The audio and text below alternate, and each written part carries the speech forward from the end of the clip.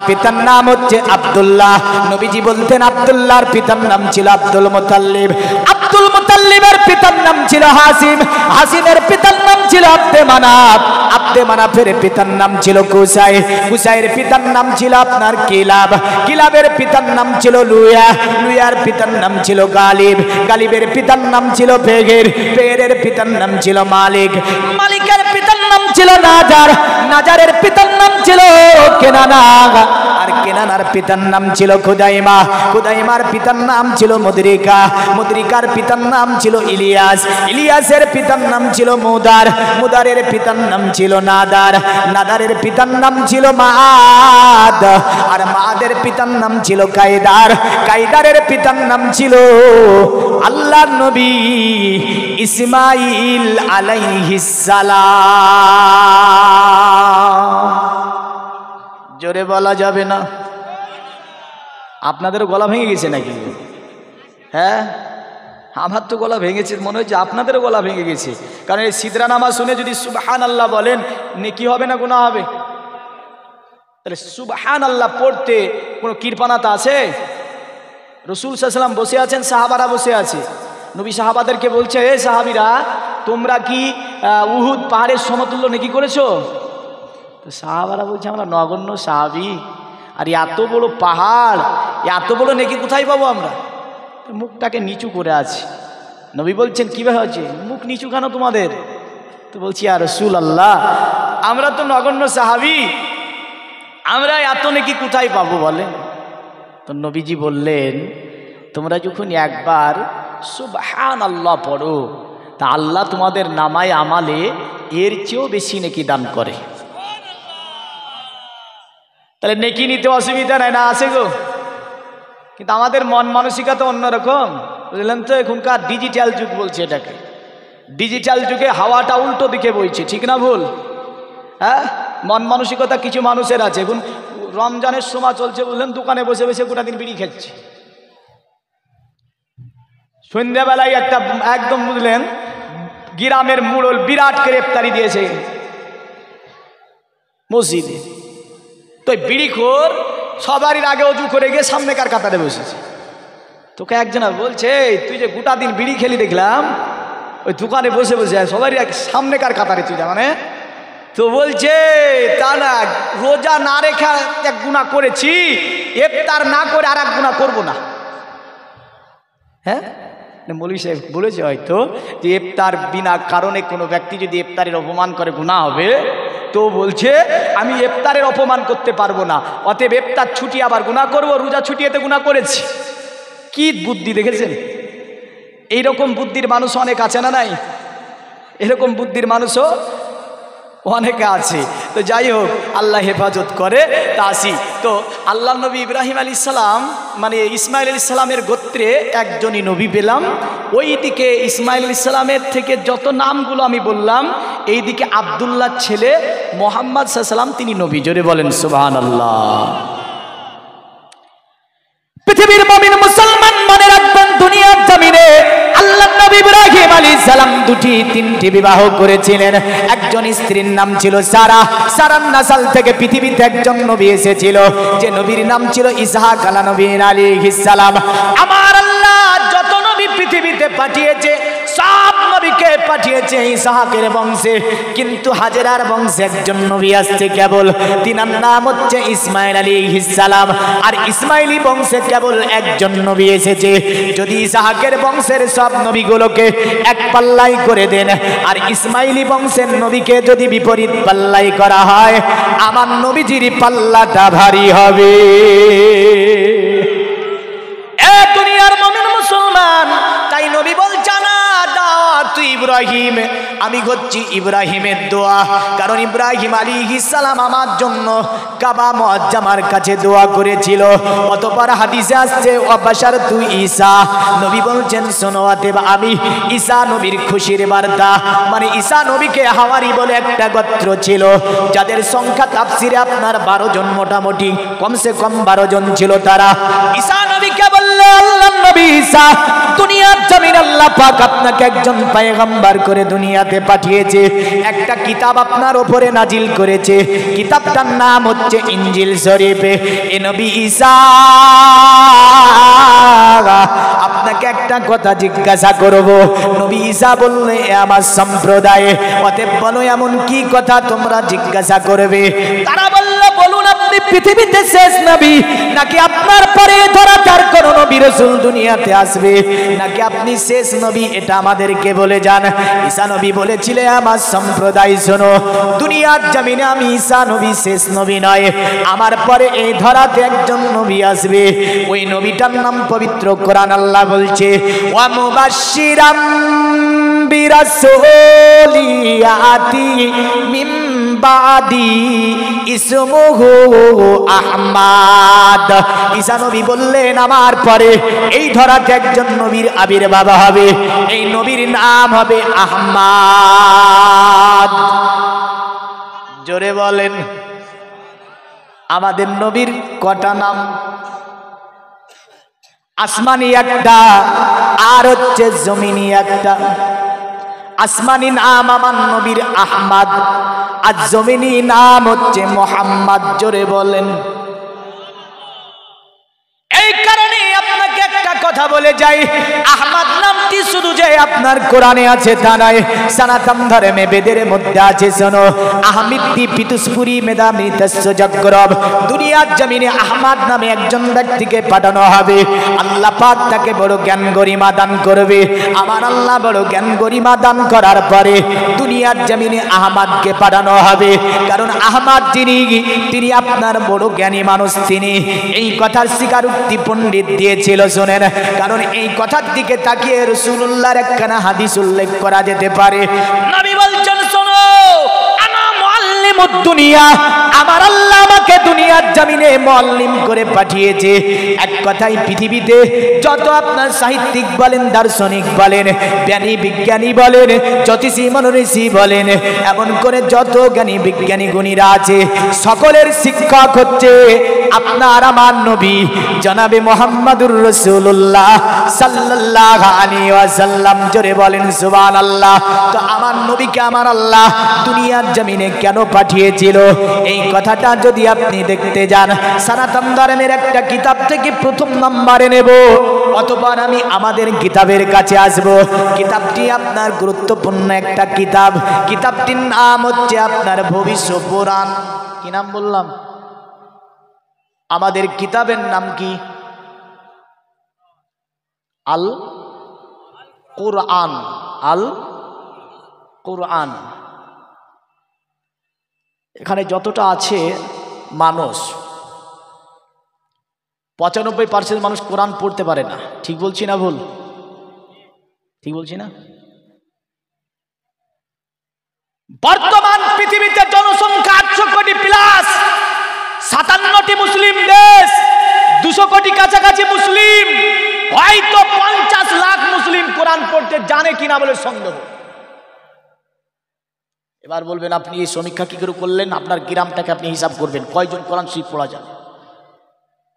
কিন্তু আমাদের ঘরে আমরা বলি কি, সেটা বিরাট নবী দিও না বলে, এমন নবী দিও না, গেজাই মারে টান, আর বলে আমি বড় দিও বলে না, গেজা টানছে, আর ও বলছে ওই নাকি সবচেয়ে বড় দিও না। নমাজ নাই, রোজা নাই, কিচ্ছু নাই, বড় বড় ছুটি রেখেছে, বললেন, রেখে বলছে আমি নবী দিও না। এই ছি ছি ছি। আবার দেখা যাচ্ছে এখানে ওখানে আস্তালা বাস্তালা তালতালাতে একটা কিছু পাড়িয়ে দিয়েছে, বললেন, দিয়ে একদম মনে হচ্ছে বিরাট আল্লাহ ওলি গেছে, ওই বড় নবী দেওয়া না। ছি ছি ছি। ইসলাম কাজ কোন জায়গায় পৌঁছিয়েছে? আমাদের মন মানসিকতা মানবতা গিয়েছে কোথায়? এই কারণে যে জাতি সমগ্র পৃথিবীকে পরিচালনা করেছিল, আজকে জাতি পরিচালিত হয়েছে। কিন্তু কথা তো ছিল, আল্লাহ বলছে এ কোরআন এমন একটা কিতাব, এই কোরআনকে যারা মানবে, এই কোরআনকে যারা জানবে, এই কোরআনকে যারা বুকের সঙ্গে আঁকড়িয়ে ধরে থাকবে, ওই জাতি উত্তম জাতি, ওই জাতি সমগ্র পৃথিবীকে পরিচালনা করবে। কোরআন আমার ঘরে, কোরআন আমার কাছে, কোরআন আমার মসজিদে, তাকে একদম লোড করা আছে, বললেন আমরা অন্য জাতি দিয়ে পরিচালিত হয়েছি কেন? তাহলে কোরআন ভুল করেছে না আমরা ভুল করছি? कुरान तो बोलছে जालिकल किताब ला राइबा ফিয়ে किताब जिसका अंदर कोई साख की सुबानी। এটা এমন একটা কিতাব যে কিতাবের মধ্যে সন্দেহ তো সন্দেহ, সন্দেহের জায়গাও নেই। জোরে বলেন আছে? কোরআনের মধ্যে কোন সন্দেহের জায়গা আছে? অনেকে বলে যে বেদ কোরআন নাকি একই রকম কিতাব। খবরদার না, কোরআন আল্লাহ স্রষ্টা রচিত কিতাব। বেদ, বাইবেল, মহাভারত, রামায়ণ, গীতা, দন্দেবস্তা, ত্রিপিটক মানুষ দ্বারা রচিত কিতাব। একাধিকবার ভুল ধরা হচ্ছে কিতাবের, একাধিকবার সংশোধন করা হচ্ছে, কিন্তু কোরআন আজ 1500 বছর হয়ে গেল, আজ পর্যন্ত কেউ ভুল ধরতে পারেনি। জোরে বলবেন না? পেরেছে বাপ? পেরেছে? পারেনি। কোরআনের ভুল ধরতে পারেনি। আমেরিকার সারজামিনে একজন বিজ্ঞানী বলেছিলেন কথা যে মুসলমানদের মৌলবীরা বলে কোরআন কিনো ভুল নাই, জালিকাল কিতাব লা রাইবা ফি, এ ও কিতাব জিসকে अंदर कोई शक की सुबह नहीं। এটা এমন একটা কিতাব যে কিতাবে কোনো সন্দেহ তো সন্দেহ, সন্দেহের জায়গা পর্যন্ত নাই। তাই আপনার মহান সম্মেলনে একজন বিজ্ঞানী বলল, শোনো, মুসলমানদের মুখে চুনকালি দেব, মুসলমানদের কিতাব আল কোরআনের ভুল ধরব। যার নাম ছিল নরেন্দ্র সিং, তিনি বলেছিল পৃথিবীর মানব মুসলমানদের কিতাবে ভুল আছে। তাকে বলল ভুল ধরতে পারবে তো? তিনি বলল নিশ্চয়ই ভুল ধরতে পারবো।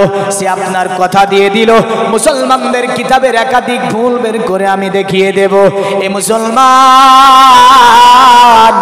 এই বলে সে আপনার কি করেছিল, মুসলমানদের এই কিতাবটাকে হাতে নিল। হাতে নেবার পরে বাড়িতে নিয়ে চলে গেল। বাড়িতে নিয়ে চলে যাবার পরে এই কিতাবটাকে খুললো। খোলার পরে দেখছে কিতাবের প্রথমে আল্লাহ চ্যালেঞ্জ করছে, এ দুনিয়ার মানব, আমি কোরআন আমার কাছে, আমার মধ্যে ভুল তো ভুল, ভুলের জায়গা পর্যন্ত নাই।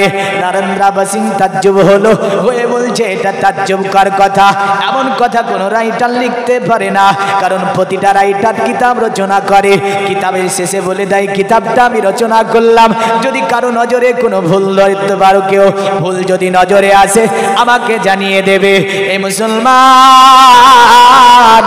কিন্তু কুরবান হয়ে যান কোরআনের ওপরে। নরেন্দ্র সিং কোরআন পড়তে শিখে নিল। কোরআন পড়তে আপনার কি পড়তে লাগলো। কিন্তু আজকে যদি জিজ্ঞাসা করা হয়, মুসলমান তুমি কোরআনের মহাব্বত করো, কটা ব্যক্তি কোরআন পড়তে পারো? একাধিক মুসলমান কোরআন পড়তে পারে না। কিন্তু আপনি শুনলে তাজ্জব হবেন, আপনার বিশ্বকবি রবীন্দ্রনাথ ঠাকুর গড় গড় করে কোরআন পড়তে পারত, স্বামী বিবেকানন্দ গড় গড় করে কোরআন পড়তে পারত, এমন করে সনাতন ধর্মের শ্রী অরবিন্দ ঘোষ তিনি কোরআন পড়তে পারত, এমন করে দুনিয়ার জামিনে হ্যামিল্টন কোরআন পড়তে জানতো, এমন করে ইবনে সিনা বিজ্ঞানী কোরআন পড়া জানতো, কোরআনের ব্যাখ্যা করাও জানতো, ডাক্তার কিন কোরআন পড়া জানতো, কোরআনের ব্যাখ্যা করাও জানতো, এমন করে আপনার মার্কিন যুক্তরাষ্ট্রের বিজ্ঞানী এমন যার নাম ছিল আপনার নীল আর্মস্ট্রং, তিনি কোরআন পড়া জানতেন, কোরআনের ব্যাখ্যা করাও জানতেন। এমন করে সনাতন ধর্মে আপনার কে, সনাতন ধর্মে আপনার সেনগুপ্ত ঘরের ছেলে, যার নাম আপনার কি অতএব গুপ্ত সেনগুপ্ত ঘরের ছেলে আপনার, তিনি দুনিয়াবাসীকে মুসলমানদের কোরআনের একটা ব্যাখ্যা করলো বাংলায়।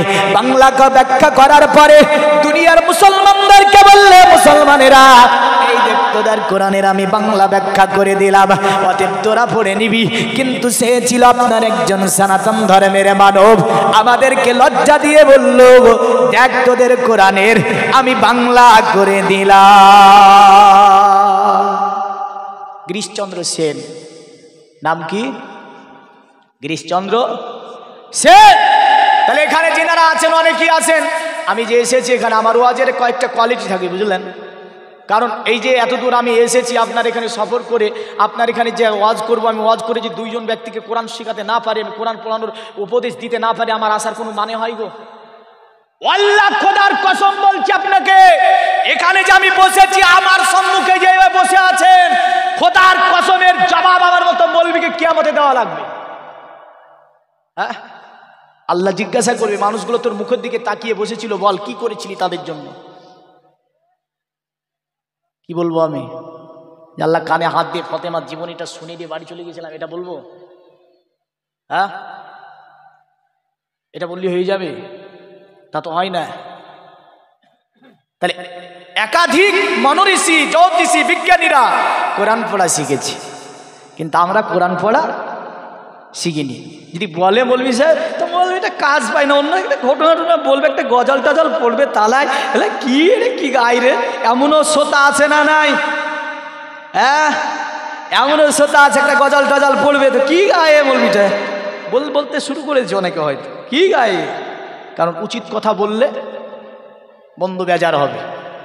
আমি সেই দিন এক জালসাতে দেখলাম, বুঝলেন, উঠে আমি বলেছিলাম আপনার জালসাতে যদি উচিত কথা বলে আগামী বছর আমার নেবেন না। সাইড থেকে সভাপতি বলছি, উঠে এই কথা, মানে বলে যত বড় মেলা দিয়েছেন দেখলাম, এর বিরোধিতা করতে গেলে তো আমাকে নিয়ে আসবেন না। হ্যাঁ, ধর্মের নামে আজ নোংরামি প্রচুরভাবে চলছে, আল্লাহ হেফাজত করে এই জাতিকে। আসি তো ওই মহিলাটা গিয়ে কোরআন পড়ছে ভুল ধরার জন্য। কি করার জন্য? মুসলমানদের কিতাবে ভুল ধরবে। একবার নয়, দুবার নয়, এই মহিলাটা আপনার আল কোরআনকে একবার খতম করে ফেললো, কিন্তু তার মধ্যে কোনো ভুল খুঁজে বের করতে পারলো না। আবার আপনার দ্বিতীয়বার চেষ্টা করলো, কোনো ভুল ধরতে পারলো না। দুনিয়ার জমিনের মুমিন মুসলমান, এই মহিলাটা নরেন্দ্র সিং আল কোরআনকে একবার নয়, দুবার নয়, আপনার তিনি 52 বার আপনার পড়ে ফেললো, কিন্তু পবিত্র কোরআনের মধ্যে কোনো ভুল ধরতে সক্ষম হলো না। জোরে বলেন সুবহানাল্লাহ। আপনার তিনি কি করেছিল? আল কোরআনটাকে আপনার পড়ার পরে তার মধ্যে আদর্শ শিখতে পেরেছে, নীতি শিখতে পেরেছে, চরিত্র পেয়েছে, তার মধ্যে আপনার কি পেয়েছে? সে আখলাক চরিত্রের কথা কোরআন আপনার দিয়েছে, পোশাক আশাকের কথা দিয়েছে, একটা মা বাচ্চাকে কেমন করে লালন পালন করবে তার কথা কোরআনে আল্লাহ বলে দিয়েছে, বাচ্চাটির আপনার শিক্ষা জীবন কেমন হবে তার কথা কোরআন বলে দিয়েছে, বাচ্চাটির রাজনৈতিক থেকে নিয়ে অর্থনৈতিক সাংস্কৃতিক জীবন কেমন কাটবে তার কথা কোরআন বর্ণনা দিয়েছে। এক কথায় একটা মানব জীবনে যা কিছু প্রয়োজন আল্লাহর কোরআন একটা সংবিধান পূর্ণাঙ্গ রূপ দিয়েছে আমাদের জন্য, আমাদের জীবন ব্যবস্থা স্বরূপ আমার আল্লাহ কিতাবটাকে দুনিয়ায় পাঠিয়েছে। জোরে বলেন সুবহানাল্লাহ। তাই নরেন্দ্র সিং এই কিতাবটা পড়ার পরে ওর আপনার ছোট্ট কোনি একটা প্যান্ট পরে থাকতো আমেরিকার মহিলারা, আর আমাদের দিককার মহিলারাও আমেরিকার দেখা দেখি প্যান্ট পরতে শুরু করেছে, না করেনি? রাগ নেবেন না, আমাকে কমিটি একটু বলেছে, দেখেন বলেছে মেয়েদের ব্যাপারে একটু বলবেন, রাগ করলে তো হবে না, যেটা চলছে সেটা বলতে হবে, ঠিক না ভুল? তবে রাগ তো তারাই করবে যাদের বেঁধে যাবে। কারণ সুদকে নিয়ে একদিন স্টেটে ওয়াজ করেছি, নেমে যাচ্ছি, একজন এসে পাশ থেকে বলছে বাসটা আমাকেই দিলেন, পাশ থেকে বলছে আমাকে, তা আমি বাসটা দিলাম মানে? বলে সুদ কে বলেছিল আপনাকে সুদের কথা বলতে? তা আমি বুঝতে পারলাম পাক্কা সুদখোর আছে, বুঝলেন? তা আপনারা হয়তো অনেকে ভাববেন যে আমাকেই হয়তো দিন, না আমি কাউকে না, কারণ যুগটা পাল্টিয়ে গেছে, বর্তমানে যুগের হাওয়া ওই যে বলেন একটা গজলে বইছে উল্টো দিকে, একদম উল্টো দিকে বইছে। আমেরিকার মহিলাদের পোশাকায় আপনার ছোট্ট প্যান্ট পরবে, স্কিন টাইট গেজি গাই দেবে, দেওয়ার পরে আপনার তারা বাজারে বাজারে ঘুরবে, কারণ তারা সভ্যতা আখলাকি হচ্ছে তাদের, আপনার দৃষ্টি কালচারটাই হচ্ছে এমন। কিন্তু নরেন্দ্র সিং মুসলমানদের কিতাব আল কোরআন পড়েছে, আল কোরআন পড়ার পরে বলে জীবনে আর এই পোশাক পরবো না, কারণ আল কোরআনে পর্দার কথা আছে, আল কোরআনে আপনার আদাবের কথা আছে, মুসলমান নারীরা কেমন পোশাক পরবে তার কথা আল কোরআনে আছে। জোরে বলেন সুবহানাল্লাহ।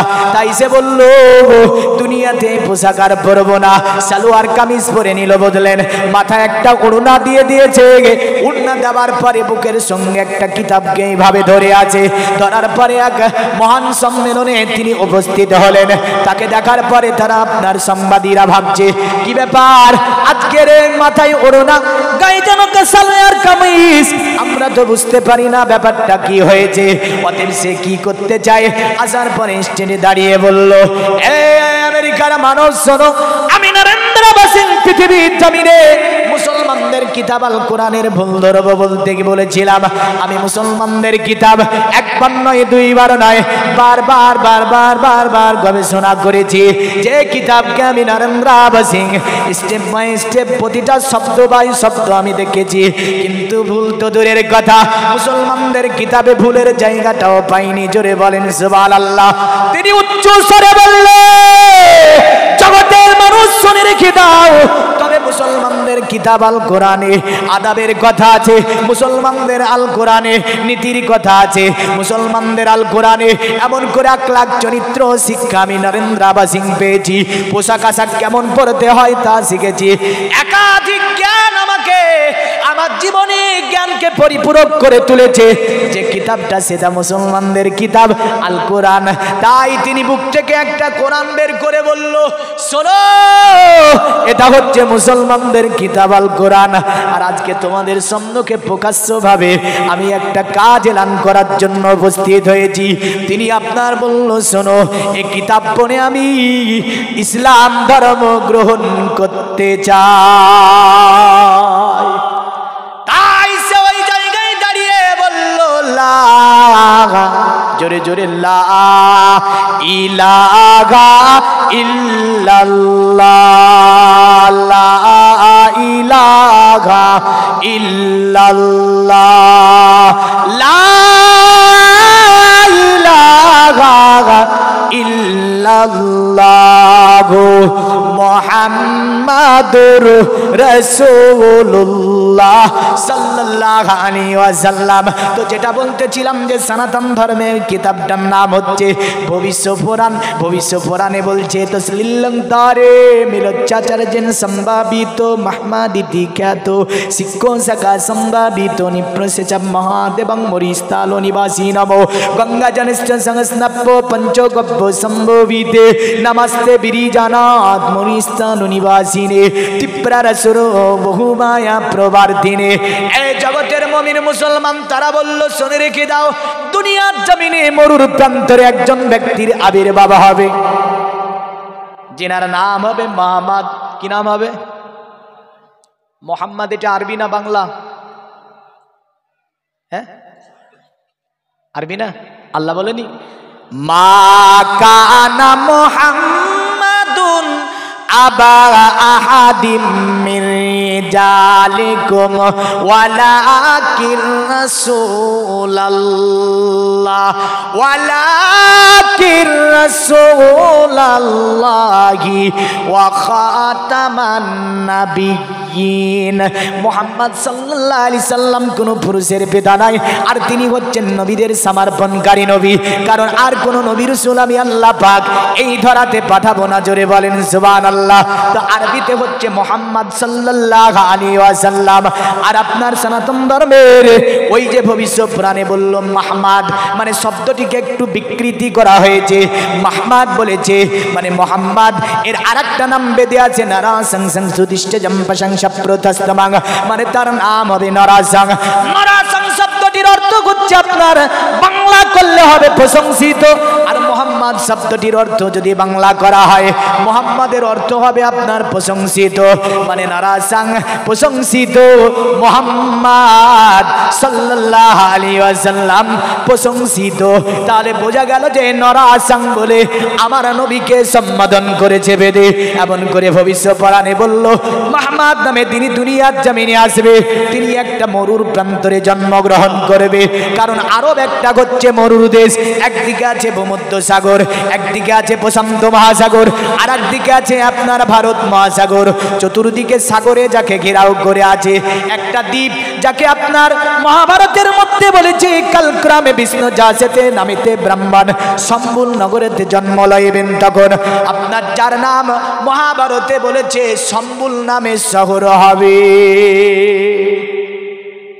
আর এতে বলল একটা মরুর প্রান্তর হবে, মানে তিনি যেখানে আসবে এটা মরুর প্রান্তর হবে।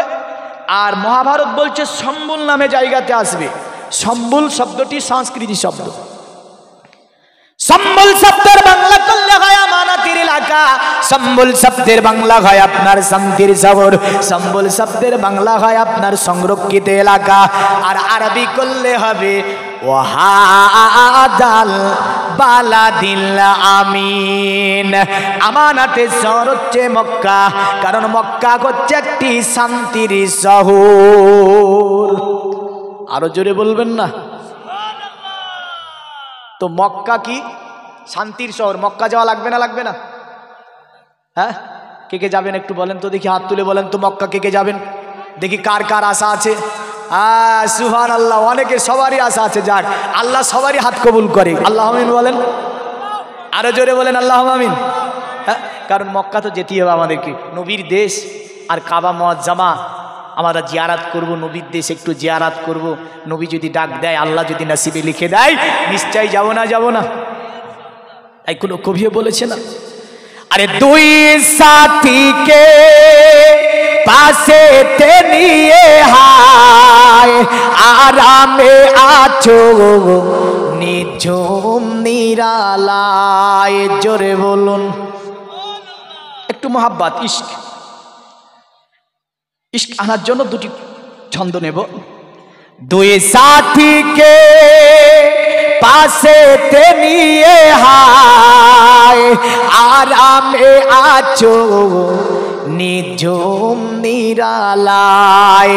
সারা দাও রাসূলুল্লাহ,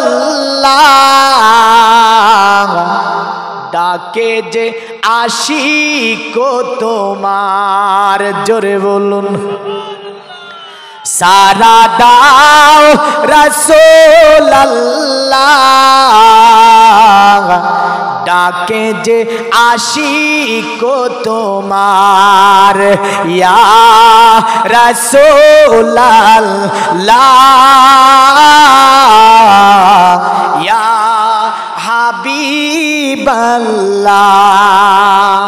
নূরেতে উজ্জ্বল চেহারা তোমার, দেখিলে হারাম দুজখেরি নাম। জোরে বলি, নূরেতে উজ্জ্বল চেহারা তোমার, দেখিলে হারাম দুজখেরি নাম।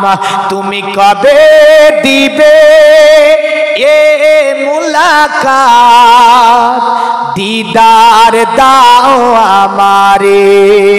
জোরে বলুন আল্লাহুম্মা আমিন। তুমি কবে দিবে এ মুলাকাত, দিদার দাও আমারে। ইয়া রাসূলুল্লাহ, ইয়া হাবিবাল্লাহ। জোরে বলুন। তো বললে শোনো, তিনি আসবে সম্বল নামে একটি জায়গায়। সম্বল শব্দটি সংস্কৃতি শব্দ। সম্বলের আরবি হয় ওয়াহাজাল বালাদিল আমিন। বলেন তো এটা কোন সূরার আয়াত? জানেন না? মাথা যেছে একজন পণ্ডিত যাচ্ছে, টুং টুং টুং টুং টুং টুং করে মন্দিরে পূজা দেবে। তা আপনার মুখে দাঁড়িয়ে আছে, দেখে মাথায় টুপি। বলে হ্যাঁ শোনো, বলো। বলে বলো তো তোমাদের কোরআনের প্রথম সূরাটার নাম কি? কি বললেন? মাথা চুলকিয়ে মুসলমান বলছে জানি না। তো পুরোহিত বলছে জানো না, আমাদের বিষ্ণার নামে তোমাদের কোরআনে একটা সূরা আছে। বিষ্ণা বুঝেন? বিষ্ণা মানে কি? হ্যাঁ, বিষ্ণা মানে গরু। কি? কারণ তাদের অনেকগুলি মাবুদ, একটা বিষ্ণা তৃষ্ণা কৃষ্ণা, আপনার রাম রামায়ণ মহাভারত, এমন করে আপনার বালা বাক্কা হানাত মানাত সানাত খানাত জানাত পানাত লানাত, সব মাবুদের নাম। এগুলো মেলা গেল মাবুদ, বুঝলেন তো? যাক, আমি ওগুলো বলতে যাচ্ছি না, যে যে যেটা পারে সে তার হিসাব দেবে। কিন্তু মুসলমানদের মাবুদ কটা? কটা গো? এক না একক? একক। কুল হুয়াল্লাহু আহাদ। আল্লাহ এক নয়, আল্লাহ একক। একং ব্রহ্মদত্ত নাই না দত্ত কিঞ্চং একং দত্তং না, দ্বিতীয় না তৃতীয় চতুর্থ না পঞ্চম না পঞ্চম না ষষ্ঠম সপ্তম না পঞ্চম না অষ্টম না নবম দশম না পঞ্চম জয়তং বিদুমি কিবৃতং বে। বলছে তাকে এক বলো না, একজন ঋষি বলছে তাকে এক বলো না, বলে কেন? বলে এক বললে তার ভাগ ফল বেরায়। অসুবিধা হলে বলে দিচ্ছি, ন দ্বিতীয় না তৃতীয় চতুর্থ না পঞ্চম না পঞ্চম না ষষ্ঠম সপ্তম না পঞ্চম না অষ্টম না নবম দশম না পঞ্চম জয়তং বিধিমি কিবৃতং বেদ। তার দ্বিতীয় তৃতীয় চতুর্থ পঞ্চম ষষ্ঠম ষষ্ঠম অষ্টম নবম দশম কোনোটাই হবে না। জয়তং বিধিমি কিবৃতং বেদ। তাকে যারা একক বলিয়া জানিবে তাহারাই তাহাকে প্রাপ্ত হইবে। জোরে বলে। এক বলে বলছে না, বলছে তাকে যারা একক বলিয়া জানিবে তাহারাই তাহাকে প্রাপ্ত হইবে। বাদ বাকিটা কোথা থেকে করে আমি জানি না, তবে কিতাব বলছে তাকে একক বলি জানতে হবে।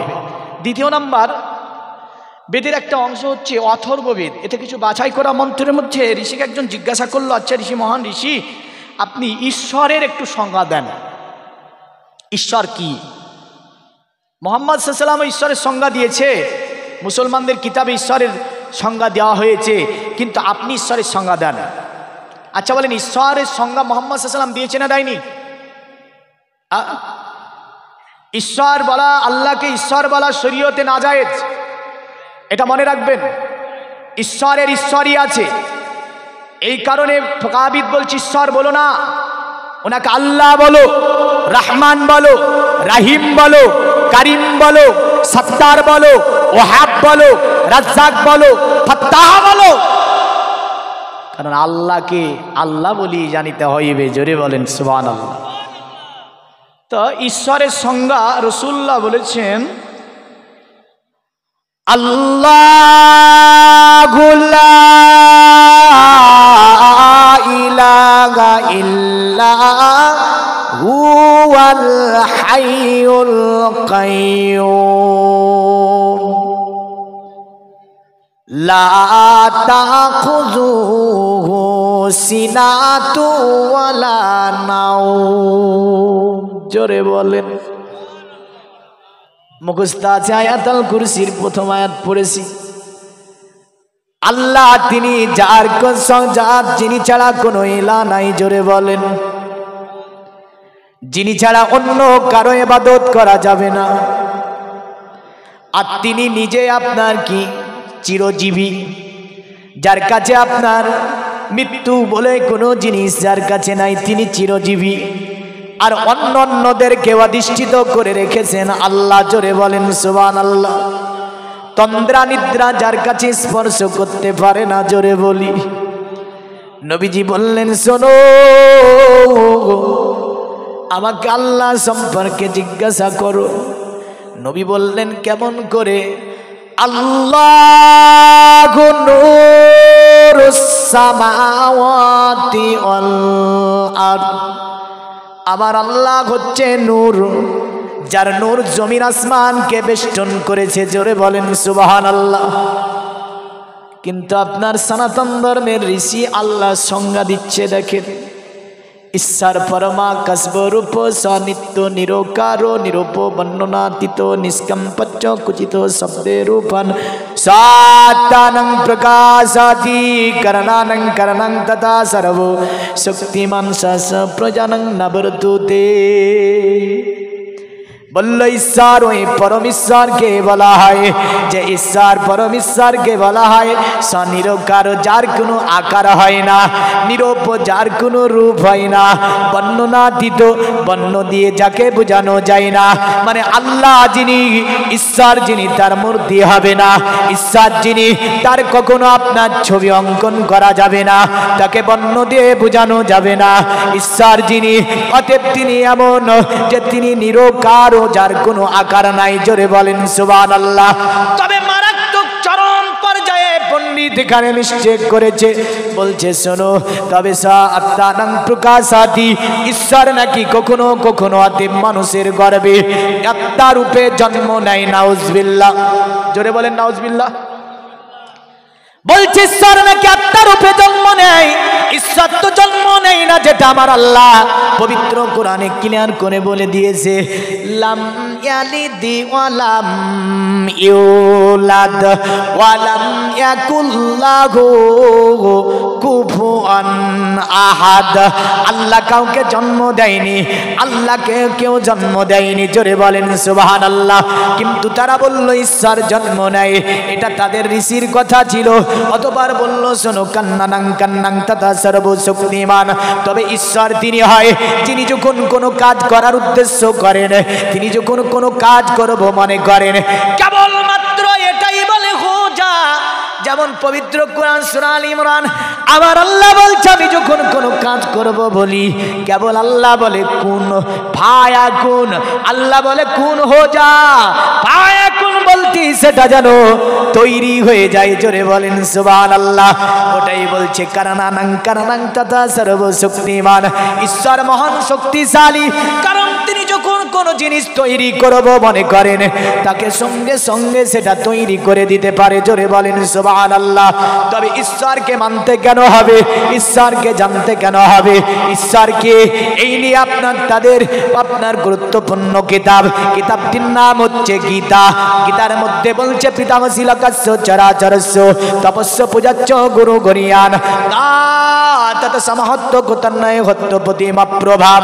অতএব তোমরা ইবাদত কার করবে, পূজা কার করবে, বলে পূজা তার করো পূজা যিনি অতএব বিশ্ব ভূমণ্ডলকে তৈরি করেছে, যিনি সকলের মালিক, সকলের শিক্ষাদাতা, এমনকি সকলকে সৃষ্টি করেছেন যিনি।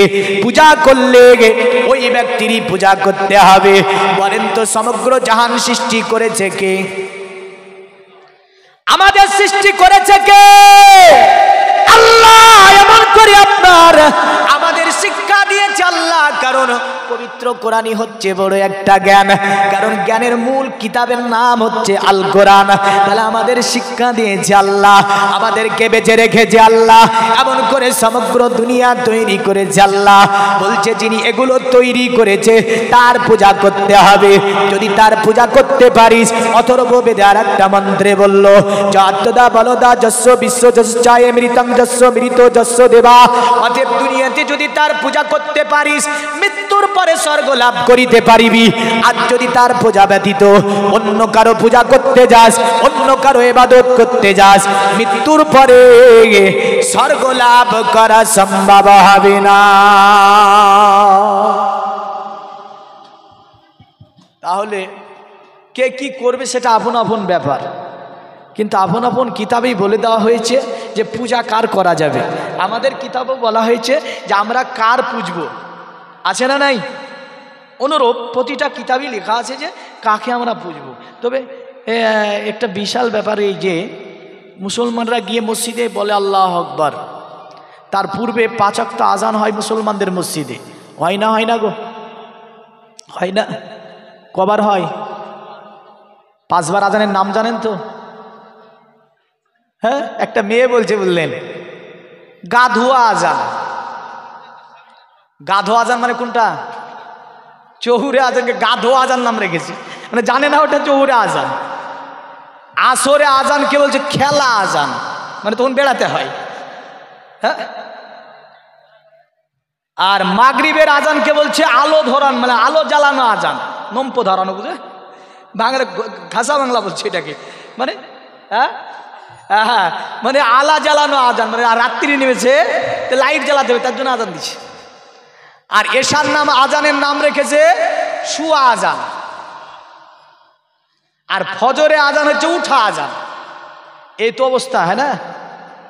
আবার মুসলমান ঘরের অনেক ছেলে জানে না যে কোনটা কিসের আজান, জানে? বলতে পারবে? পারবে না। দ্বিতীয় জহুর, আসার, মাগরিব, ইশা, ফজর, এই যে 5 ওয়াক্ত সালাত আল্লাহ দিয়েছে, এই 5 ওয়াক্ত সালাতের কথা আমার 50% মুসলিম জানে না। ঠিক বলছি না ভুল? 50%-এর ওপরে যাবে, হয়তো আমি 50% বললাম তাই 95 ছেড়ে যাবে। হ্যাঁ, 95 ছেড়ে যাবে। তাহলে আপনাকে যেটা গুড়া নাই, যদি ভিত না থাকে, ওপরে বিল্ডিং থাকবে গো, তাহলে আমি বিল্ডিং এটা কি করব? হ্যাঁ, গুড়াই তো নাই, তাহলে ওপরে আমি ইট গেছে কি করবো? এখানে এসে তো গুড়ার জন্য এই যে নামাজ, এই নামাজ কি শুধু মুসলমানের কিতাবেই পড়তে বলেছে না? এই যে আজান হয় না, একজন বিখ্যাত বিজ্ঞানী বুঝলেন মিশরের সারজমিনে চলে যাচ্ছে, তো হঠাৎ করে কানে একটা আওয়াজ আসছে। কানে একটা আওয়াজ আসছে কি জানেন? আশহাদু আন্না মুহাম্মাদার রাসূলুল্লাহ।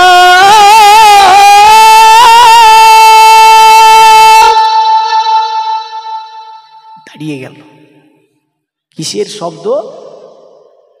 তো বলছে স্যার এটা মুসলমানদের মসজিদ থেকে আসছে, এই শব্দ মুসলমানদের মসজিদ থেকে আসছে। তিনি বলছে দেখা যাক কি বলে। আবার বলছে আশহাদু আন্না মুহাম্মাদুর রাসূলুল্লাহ।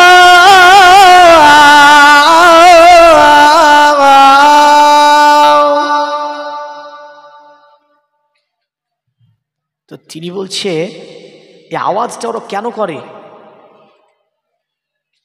ওরা মসজিদে আওয়াজটা কেন করে? বলে জানতে হবে, আমি তো জানি না। ওনার যিনি সহচর আছেন তিনি বলছে আমি তো জানি না স্যার। বলে চলো তো মুসলমানদের মসজিদে একটু যাই। তো মুসলমান মসজিদে গিয়ে মুয়াজ্জিন আজান দিয়েছে, তো মুয়াজ্জিনকে ডাকছে শোনো শোনো, এসেছে। বলে ওগুলো কি বললে? যে বলতেছিলে মাইকে। তো বলছি এটা আজান। বলে কেন দেওয়া হয়? বলে আমাদের 5 ওয়াক্ত নামাজের পূর্বে মানুষকে আহ্বান করা হয় নামাজের জন্য, ডাকা হয় এই শব্দগুলো বলে। জোরে বলেন সুবহানাল্লাহ। এই শব্দগুলো বলে মানুষকে আহ্বান করা হয়, ডাকা হয়। তখন তিনি বলছেন তাই? বলে হ্যাঁ। বলে ঠিক আছে। তো তিনি পুরো আজানটা শুনেছিলেন মুসলমানদের মসজিদের, পুরো আজানটাকে শুনে একদিন তিনি বলছেন, এক লেকচারে তিনি মিশরে বলেছিলেন, শোনো আমি তোমাদেরকে একটা কথা জানিয়ে দিতে চাই।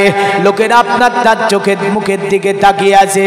তিনি বললেন মুসলমানদের মসজিদে 5 বার যে আজানের ধ্বনি দেওয়া হয়, মুসলমানরা বলে আল্লাহু আকবার আল্লাহু আকবার, আশহাদু আল্লা ইলাহা ইল্লাল্লাহ, আশহাদু আল্লা ইলাহা ইল্লাল্লাহ, আশহাদু আন্না মুহাম্মাদার রাসূলুল্লাহ, আশহাদু আন্না মুহাম্মাদার রাসূলুল্লাহ, হাইয়া আলাস সালাহ হাইয়া আলাস সালাহ হাইয়া আলাল ফালাহ হাইয়া আলাল ফালাহ।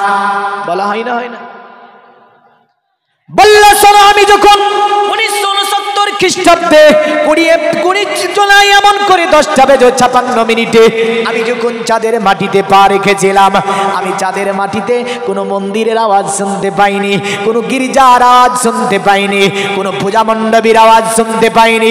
পৃথিবীর জমিন থেকে আজকে আমি একটা জিনিসকে লক্ষ্য করেছি, বলে চাঁদের মাটিতে আমি আওয়াজটা শুনতে পেয়েছিলাম, এই আওয়াজটা অন্য কোনো আওয়াজ নয়, ওটা হচ্ছে মুসলমানদের মসজিদের আজান। ওই আজান আমি চাঁদের মাটি থেকে শুনতে পেয়েছিলাম। আরে মুসলমান আজান হয় আর বলে মুয়াজ্জিন ইমাম তোরাই জ্বালা, আমরা যাব না, আমরা বসে বসে সিনেমা দেখব। চায়ের দোকানে চাপান করে মুসলমান, মসজিদে আজান হয়, আপনার চায়ের দোকানে সিনেমা চলে।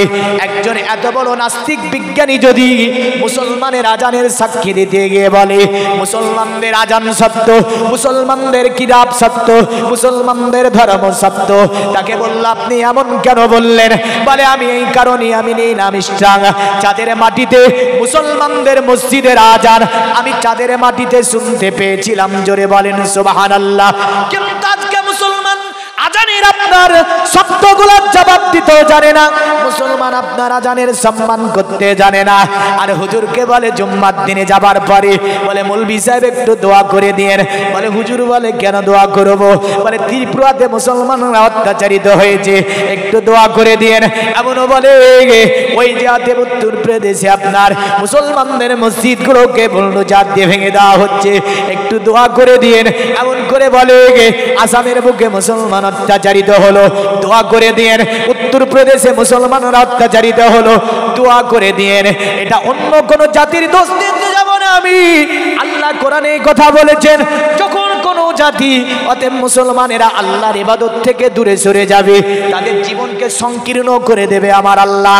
অন্য জাতি তাদেরকে শাসন করবে, অন্য জাতি তাদের প্রতি অত্যাচার করবে, অন্য জাতি তাদেরকে পিটাই করবে। বোঝা গেল আমরা আল কোরআন থেকে দূরে হটেছি, আমরা নামাজ থেকে দূরে হটেছি, রসুলের উপদেশকে আমরা মানতে পারিনি। নবীজি আমার 632 খ্রিস্টাব্দে একটা হজ করেছিলেন, বুঝলেন? এই হজটা ইতিহাসের পৃষ্ঠায় লেখা আছে, যাকে বিদায় হজ নামে খ্যাত করা হয়েছে। বিদায় হজ্জের লেকচারের প্রথম ভাষণটা নবীজি ছিল, ইয়া আইয়ুহান নাস, এ মানব জাতি, আমি নবীজি হয়তো মক্কাতে আর আসবো না, তোমাদের জন্য আমি কিছু উপদেশ রেখে যাব। সকলে আমার নবীজির মুখের দিকে তাকিয়েছিল। নবীজি ডাকটা দিয়েছিলেন ইয়া আইয়ুহান নাস। নাসুন শব্দের অর্থ হচ্ছে মানুষ। অতএব হিন্দু হতে পারে, জৈনও হতে পারে, খ্রিস্টানও হতে পারে, নাসারাও হতে পারে, দালিতও হতে পারে, বৌদ্ধও হতে পারে। কিন্তু নবীজি আমার বলার তো কথা ছিল 632 খ্রিস্টাব্দে নবীজি ইসলামিক রাষ্ট্র প্রতিষ্ঠিত করে ফেলেছে। মক্কাতুল মুকাররমা নবীজি আমার 630 খ্রিস্টাব্দে জয় করে ফেলেছে। নবীজির বায়ানটা তো এইভাবে হওয়ার কথা ছিল, ইয়া আইয়ুহাল্লাযীনা আমানু, এ মুসলমানেরা, এ ইমানদারেরা বলে নবীজি ডাক দিতে পারত, কিন্তু নবী বলে না, আমি মুসলমানকে শুধু বলবো না। তাই নবী ডাক দিলেন ইয়া আইয়ুহান নাস, এ মানব জাতি, আমি রাসূলুল্লাহ তোমাদের জন্য কিছু উপদেশকে রেখে যাব। আল্লাহ নবীর চেহারার দিকে সকলে তাকিয়েছিল। নবীজি ডাক দিয়ে বলে, শোনো আমার জাতি, আমি নবীজি, আমি হয়তো মক্কাতে আর আসবো না, আমার জীবনের শেষ হজ হয়তো এটাই। আল্লাহ নবী বললেন, তবে তোমাদের জন্য আমি কিছু উপদেশকে রেখে যাব। সকলে নবীজির চেহারার দিকে তাকিয়ে আছে। নবী প্রথম বয়ান বলে, আমার জাতি শুনে রেখে দাও, দুনিয়ার জমিনে যত জাহেলি প্রথাগুলি আছে আমি রাসূলুল্লাহ আমার কদম তলে আমি নবীজি নষ্ট করে দিলাম।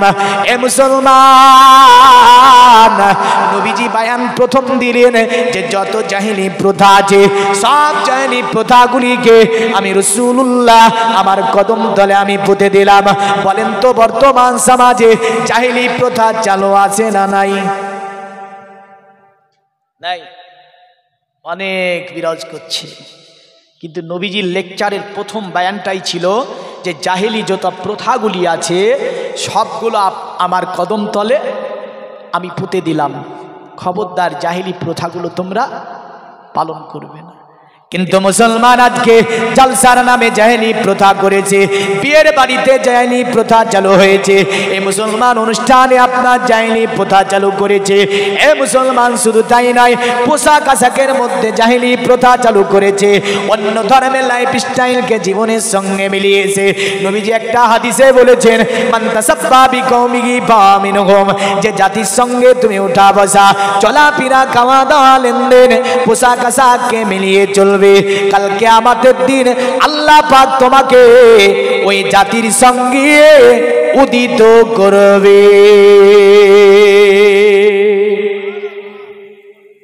অনেক দূরে দূরে মানুষ ছড়িয়েছি যে, হ্যাঁ না, আছে না নাই? মানে 12টা বাজে গেছে নাকি গো? হ্যাঁ, কিন্তু মাহফিল 12টা বাজছে যে, মন মানসিকতা চেঞ্জ হয়ে গেছে মানুষ। আচ্ছা, দূরে যে বাপ যারা আছেন কাছে আসবেন। মুসলমানের মধ্যে 3টি আপনার জিনিস থাকে, ওয়াদা করলে খেলাফ করে না, জোরে বলেন। আমানাতের খেয়ানাত করে না, আমানাতের মুসলমান খেয়ানাত করে না। আর মুসলমান যে কথা দেয় সেই কথা রাখে, জোরে বলেন সুবহানাল্লাহ। আমরা তো মুসলমান, হ্যাঁ না? একটু কাছে আসেন তো দেখি বাপ, আমার অনেক যুবক আছেন। দেখেন আমি এমনি বড় কষ্টের সঙ্গে আমি ওয়াজ করছি। প্রথমে আমি উঠে বলেছি আমার এমনি শারীরিক অবস্থা খারাপ, এর মধ্য দিয়ে হয়তো ওয়াজটা করতে হচ্ছে। একটু সাকিয়ে আসেন, আপনাদের দেখলে একটু সাহসটা বাড়বে আমার, বুঝলেন? আর সাহস বাড়লে ইনশাল্লাহ ওয়াজ হবে, আর সাহস না বাড়লে তো বলতে পারবো না। হ্যাঁ, তো যাক, মানুষগুলো খুব ভালো গো, কথা শুনেছি।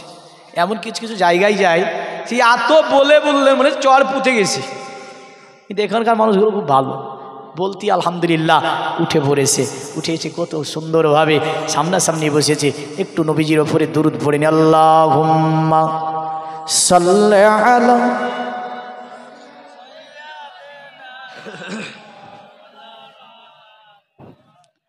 ওয়ালা আলি সাইয়্যিদিনা।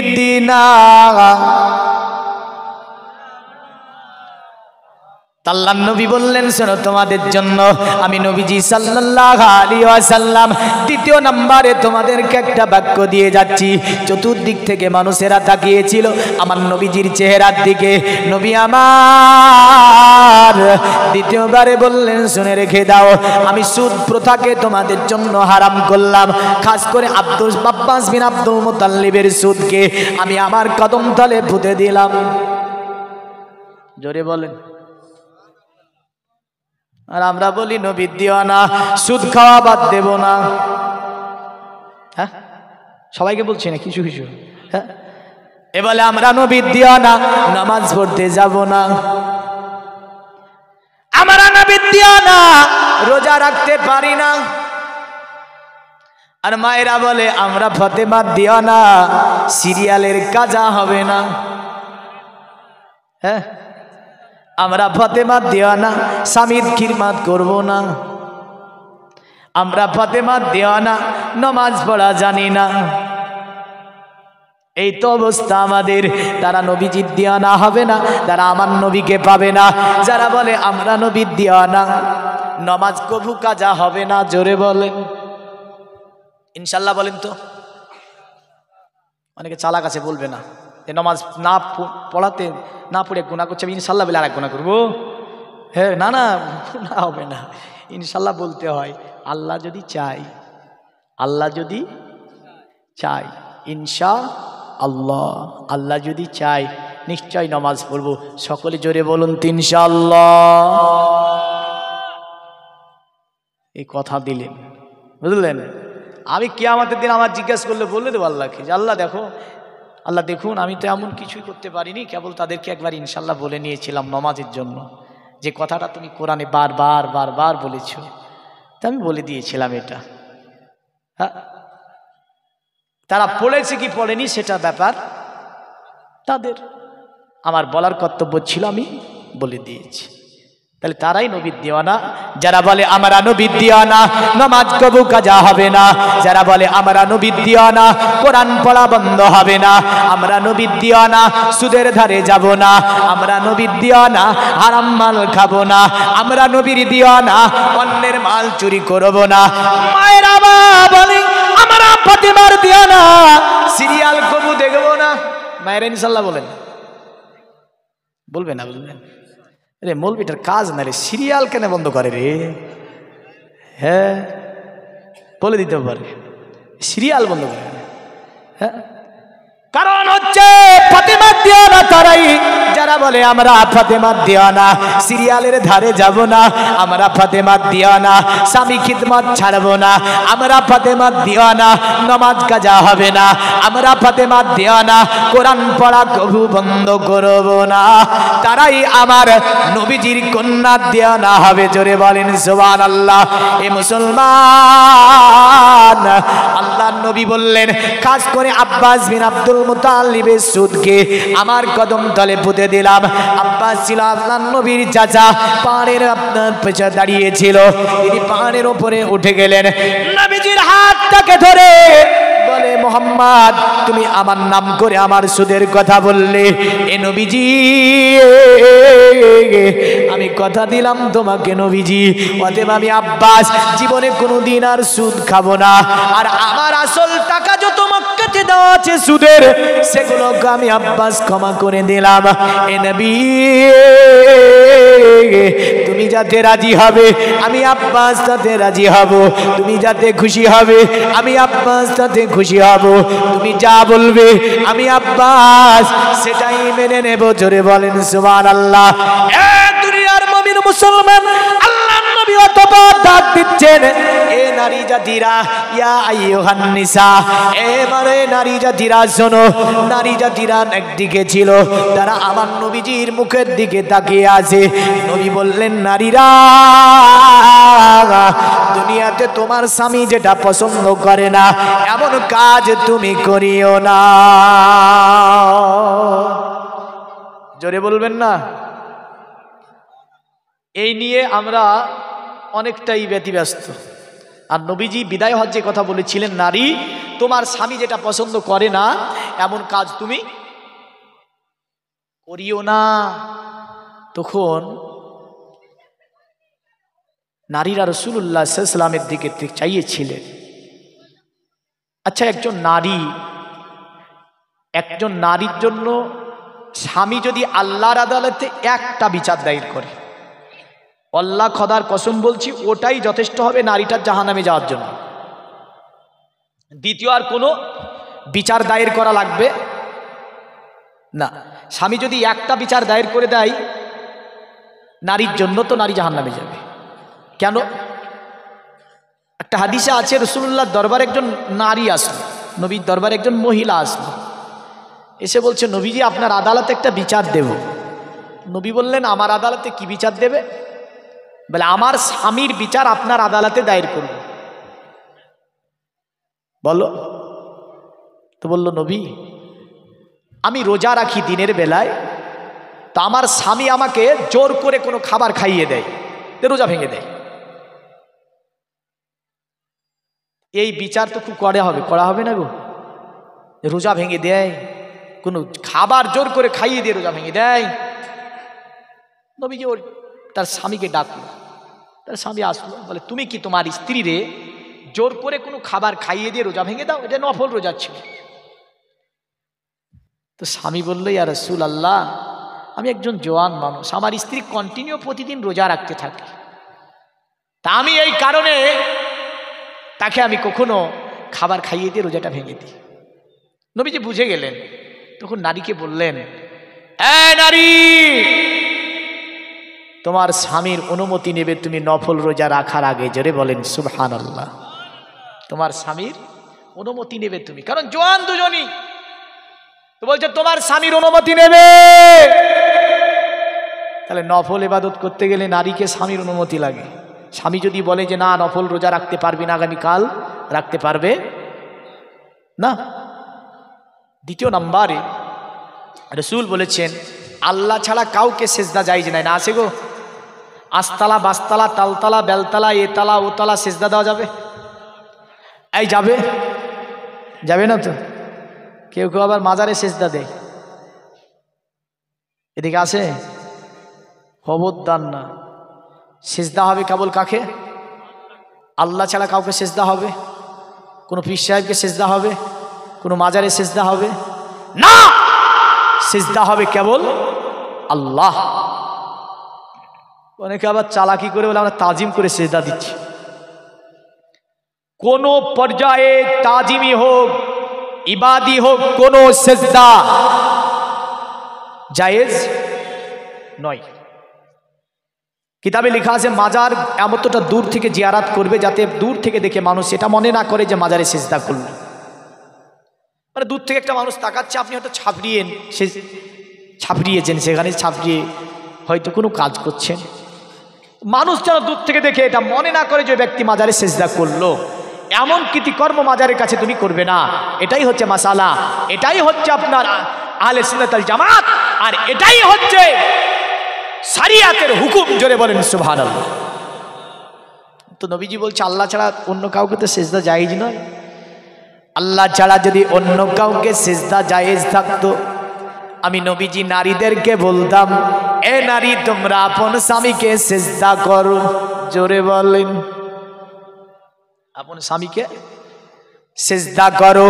নবীজি আমার নারীদেরকে বলল, স্বামীর বিনা অনুমতিতে বাড়িতে কাউকে প্রবেশ করতে দিও না। এখান থেকে নবীজি এটাই বুঝিয়ে দিল, স্বামীর বিনা অনুমতিতে বাড়িতে কাউকে প্রবেশ করতে দেবে না। এ নারী, তোমাকে আল্লাহ কত ভালোবেসেছে। ইনশাআল্লাহ হাদিস আমি এর পরে এনে দিচ্ছি যে নারীকে রাসূল আমার কত ভালোবেসেছে, আল্লাহ কত নারীকে ভালোবেসেছে। এই নারী, তোমাকে রাসূল পর্দা করতে বলেছে, কোরআন তোমাকে পর্দা করতে বলেছে, বেদ তোমাকে পর্দা করতে বলেছে, তাও ইনশাআল্লাহ হাজির করব। তবে নবীজি বললেন, এই নারী জাতি খবরদার তোমার স্বামীর বিনা অনুমতিতে বাড়িতে কাউকে প্রবেশ করতে দিও না। অতঃপর নবীজি পুরুষ জাতিকে ডাকলেন, এ পুরুষ জাতি শোনো, তোমরা নারীদেরকে মারিও না, নারীদের ওপর প্রহার করিও না। পুরুষের মধ্য থেকে একজন সাহাবী আল্লাহর নবীকে বলছে, ইয়া রাসূলুল্লাহ, ইয়া হাবিবাল্লাহ, ওগো আল্লাহর নবী, আপনি দয়া করে বলবেন আপনি যে নারীদেরকে মারতে নিষেধ করলেন, নবীজি আমার স্ত্রী এমন ভুল করেছে যে ভুল কি আমি ভুলের কারণে তারে মারতে পাই না। নবী বললেন, নারীর একাধিক ভুল তুমি মাপ চোখে দেখে নাও, তাকে মাফ করে দাও। আল্লাহর নবীকে সাহাবী বলছে, ইয়া রাসূলুল্লাহ, ইয়া হাবিবাল্লাহ, ওগো নবীজি যদি সেটা মাপযোগ্য না হয়, আল্লাহর নবী বললেন, যদি তোমার স্ত্রী এমন ভুল করেছে যেটা মাপযোগ্য হবে না, যদি তোমারও দুই মারার প্রয়োজন পড়ে, তাকে একটা মারো, দুটি মারো, তিনটির অধিক নারীকে তুমি মারতে পারবে না। দ্বিতীয় নাম্বার নবীজি বললেন, চেহারার ওপর মারিও না, কারণ চেহারা আমার আল্লাহর কুদরত দিয়ে তৈরি করেছে মানুষের চেহারা, এই কারণে চেহারার ওপরে মারতে আমার নবীজি নিষেধ করেছে। জোরে বলেন সুবহানাল্লাহ। আল্লাহর নবী বারবার বললেন, নারীকে তোমরা মারিও না। তো কতটা নবীজি নারীকে ভালোবেসেছিল। অতঃপর নবী বললেন, শোনো, আমি যদিও মক্কা থেকে চলে যাই, আমি নবীজি তোমাদের জন্য দুটি জিনিস ছেড়ে যাব। একটার নাম হচ্ছে কিতাবুল্লাহ, আল্লাহ পাকের কিতাব। দ্বিতীয়টির নাম হচ্ছে সুন্নাতে রাসূলুল্লাহ, আমি নবী আমার হাদিস শরীফ ছেড়ে যাব। এই দুটি জিনিসকে তোমরা বুকের সঙ্গে আঁকড়ে ধরে থাকবে, তোমরা কখনোই পথভ্রষ্ট হবে না। আল্লাহর নবী বললেন, কিতাবুল্লাহ মানে আল্লাহর কিতাবকে তোমরা মানবে, আল্লাহর কিতাবের অনুসরণ করবে, আল্লাহর কিতাবের অনুচরণ করবে, আল্লাহর কিতাবের ওপর সর্বময় তোমরা বিশ্বাস স্থাপন করবে। কিন্তু আমরা আল্লাহর কিতাব কতটা মেনেছি আমাদের চলনে বোঝা যায়, আমাদের বলনে বোঝা যায়, আমাদের লাইফ স্টাইলে বোঝা যায় যে আল্লাহর কিতাব আমরা কতটা মানতে পেরেছি, আল্লাহর কিতাব কতটা আমরা পড়তে পেরেছি। এ মুসলমান, আল্লাহর নবী তাই বললেন, দুটি জিনিস ছেড়ে যাব, একটা আল্লাহর কিতাব, দ্বিতীয়টির নাম হচ্ছে সুন্নাতে রাসূল, হাদিস শরীফ। এই দুটিকে তোমরা নিয়ে ধরে থাকবে, তোমরা কখনোই পথভ্রষ্ট হবে না। জোরে বলেন সুবহানাল্লাহ। তো নামাজের বেলায় তো বললেন ইনশাআল্লাহ আমরা নামাজ পড়বো, সবাই বলেছেন তো। এবার এখানে কোরআন পড়া কারা কারা জানেন একটু হাত তুলেন তো দেখি, অল্প মানুষের মধ্যে। যারা জানেন না হাত তুলবেন না, আমি হাত তুলাবো না তাদেরকে। সুবহানাল্লাহ। যাক, আর হাত তুলতে হবে না, বুঝে নিয়েছি আমি কোরআন কে কে পড়তে পারে, ওটা আমি মোটামুটি বুঝে নিয়েছি, আর বুঝাতে হবে না।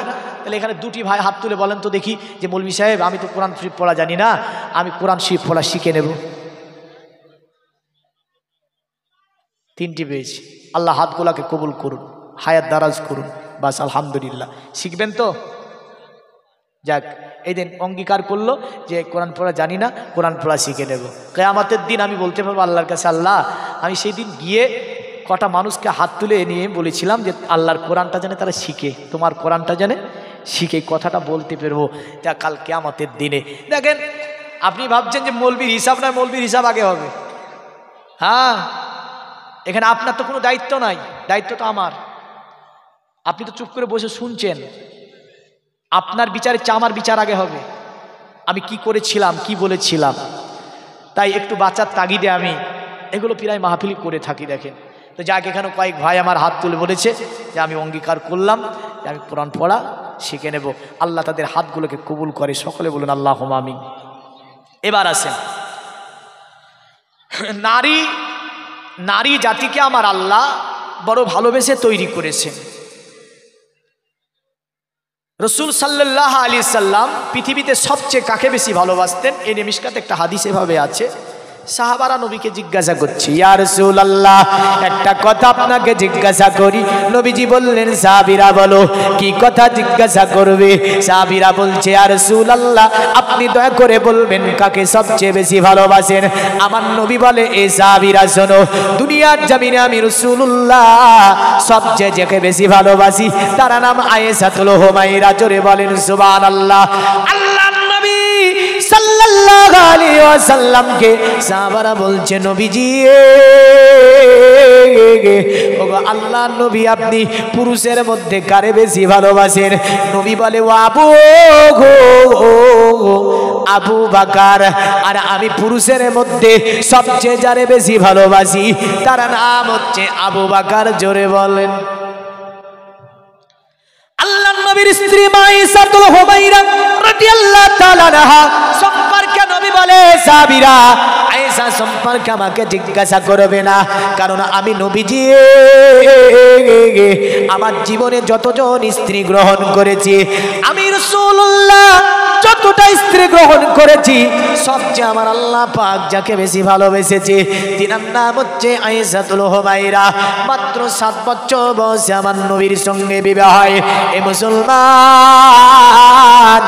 আর আয়েশা নবী পাকের জীবন সংসারে যায় মাত্র 9টি বছর বয়সে। আয়েশা বর্ণনা করে, পৃথিবীর মুমিন মুসলমান আমার নবী পাক দুনিয়া থেকে তিরোধান করে যায়। ওই সময় আমি আয়েশাতুল হুমায়রা রাদিয়াল্লাহু তাআলা আনহা আমার বয়স ছিল মাত্র 18 বছর। কয় বছর? তাহলে কয় বছর জীবন সংসার করলো? 9 গেল, আর 18তে নবী তিরোধান করলেন, তাহলে মাত্র 9 বছর। এই 9 বছরের মধ্যে ইনার সমান কোন মহিলা হাদিস বর্ণনা দিতে পারেনি। জোরে বলে। আয়েশার সমান কোন মহিলা হাদিস বর্ণনা দিতে পারেনি। আয়েশা যতটা হাদিস বর্ণনা দিয়েছেন, খুব বুদ্ধিমতী চালাক চতুর মহিলা বলতেন। তো রাসূল আকরাম সাল্লাল্লাহু আলাইহি সাল্লাম কত ভালোবাসতে দেখেন। একদিন আল্লাহর নবী সাল্লাল্লাহু আলাইহি সাল্লাম আয়েশাকে ডাকছে, এ আয়েশা। খুব ভালোবেসে নবীজি আয়েশাকে ডাকছে, আয়েশা। উম্মুল মুমিনিন আয়েশাতুল হুমায়রা উত্তর দিলেন, লাব্বাইকা সাদাইকা ইয়া রাসূলুল্লাহ। নবী বলে, আয়েশা এই দেখো এই তরকারিটা তুমি রান্না করো। আল্লাহর নবীর হাতে ছিল একটা লাউ। জোরে বলেন। নবীজির উত্তম মানের খাবার। জোরে বলি। নবী যা ভালোবাসে আমরা বাসি কি বাসি না? খাওয়া না খাওয়া পরের কথা, ভালোবাসা একটা আলাদা জিনিস। নবী আমার ভালোবেসেছে লাউ খেতে, আমরা লাউ খেতে ভালোবাসি, কারণ লাউকে ভালোবাসি। নবীজি ভালোবেসেছেন উহিব্বু হালুয়া ওয়ালা আসাল, মিষ্টি খাবারের মধ্যে মধু ও হালুয়া খেতে। আমরা এই মিষ্টি খাবারের মধ্যে এগুলো ভালোবাসি। আল্লাহর নবী যেমন গোশতের রান খেতে ভালোবেসেছেন, আমরা এগুলো খেতে ভালোবাসবো। এমন করে বিশ্ব নবী মুহাম্মদ সাল্লাল্লাহু আলাইহি সাল্লাম কোনো খাবার ভক্ষণ করে আল্লাহর নবী তার দুর্নাম করেননি। আমাদের আখলাক হবে, নীতি হবে এমন। এ মুসলমান, আল্লাহর নবী বলে, আয়েশা, এ আয়েশা এটা তুমি রান্না করো। উম্মুল মুমিনিন আয়েশাতুল হুমায়রা রাদিয়াল্লাহু তাআলা আনহা তিনি লাউটাকে নিয়ে কাটবেন বললেন। নবীজি বলে, আয়েশা এমন করে কাটতে হয় না, যাও তোমাকে লাউ কাটাটা শিখিয়ে দিই। জোরে বলেন সুবহানাল্লাহ। নবী আমার দুনিয়ার জমিনে শিক্ষা দিচ্ছেন, এ পৃথিবীর মুসলমানেরা, যদি তোমাদের ঘরে কোনো অল্প বয়সী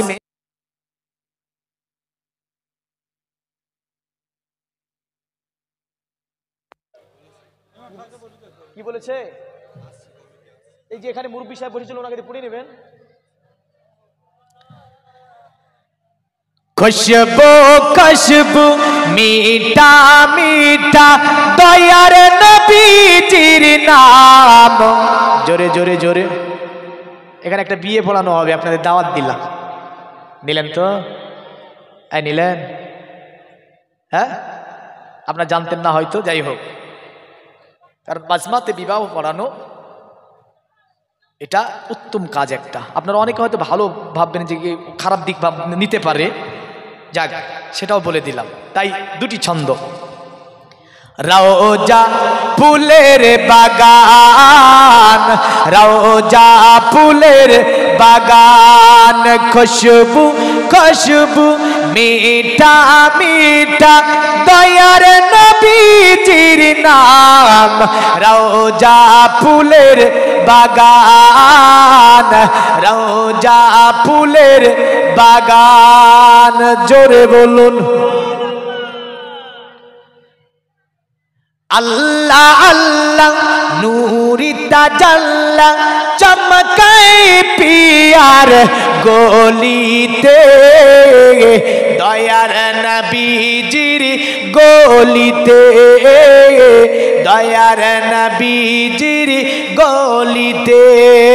আল্লাহ আল্লাহ নূরি তাজাল্লা চমকায় পিয়ার গলিতে, দয়ার নবীজির গলিতে, দয়ার নবীজির গলিতে। বাজে মে নুরানিয়ে, বাজে মে নুরানি, রাত নুরানিয়ে, দেখো জান্নাতের বাগান, রওজা ফুলের বাগান, রওজা ফুলের বাগান, খুশবু খুশবু